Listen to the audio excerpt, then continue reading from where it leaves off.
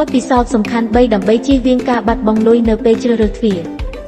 ទី1គឺហុងស៊ុយនិងពណ៌អ្នកគួរជ្រើសរើសពណ៌ដែលស័ក្តិសមនឹងជោគវាសនារបស់អ្នកដើម្បីជាក្តីសង្ឃឹមនាំសំណាងនិងសំណាងដល់គ្រួសារទី2អ្នកត្រូវកំណត់ឲ្យបានត្រឹមត្រូវនៅទំហំនិងតម្រូវការបច្ចេកទេសសម្រាប់ទ្វាររបស់អ្នកកំហុសក្នុងការវាស់វែងអាចនាំឲ្យមានការចំណាយដែលមិនចាំបាច់អ្នកគួរតែសម្របសម្រួលជាមួយអង្គភាពសំណងដើម្បីវាស់វែងបានត្រឹមត្រូវបំផុតបន្ទាប់គឺជ្រើសរើសសម្ភារៈដែលត្រឹមត្រូវសម្រាប់ការប្រើប្រាស់ដែលអ្នកចង់បានជាឧទាហរណ៍ទ្វារខាងក្រៅគួរតែជ្រើសរើសសម្ភារៈដែលធន់នឹងអាកាសធាតុប្រើប្រាស់បានយូរចំណែកទ្វារក្នុងផ្ទះគួរប្រើសម្ភារៈដែលងាយស្រួលសាងសង់មានពណ៌ចម្រុះនិងមានសោភ័ណភាពខ្ពស់ជាចុងក្រោយវាក៏មានសារៈសំខាន់ផងដែរក្នុងការជ្រើសរើសអ្នកផ្គត់ផ្គង់ដែលមានកេរ្តិ៍ឈ្មោះនេះជួយធានាថាអ្នកមិនត្រឹមតែទទួលបានផលិតផលល្អប៉ុណ្ណោះទេប៉ុន្តែថែមទាំងរីករាយជាមួយនឹងសេវាកម្មប្រកបដោយការគិតផងដែរសង្ឃឹមថាព័ត៌មានមានប្រយោជន៍ខាងលើនឹងជួយអ្នកឲ្យទទួលបានទ្វារដែលអ្នកចង់បានដោយមិនចាំបាច់ព្រួយបារម្ភអំពីបញ្ហាហិរញ្ញវត្ថុសូមអញ្ជើញមកកាន់ Showroom Segundo ដើម្បីជ្រើសរើសនិងទទួលយកបទពិសោធន៍នៃ model ទ្វារដែលស័ក្តិសមនឹងថវិការបស់អ្នក